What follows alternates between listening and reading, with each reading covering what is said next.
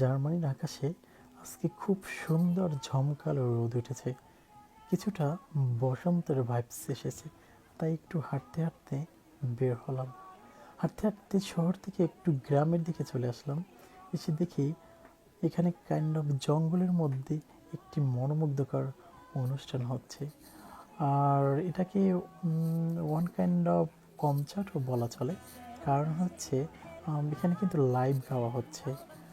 আর দেখেন চারপাশে হিউজ মানুষ, তারা এনজয় করতেছে, ড্রিঙ্কস করতেছে।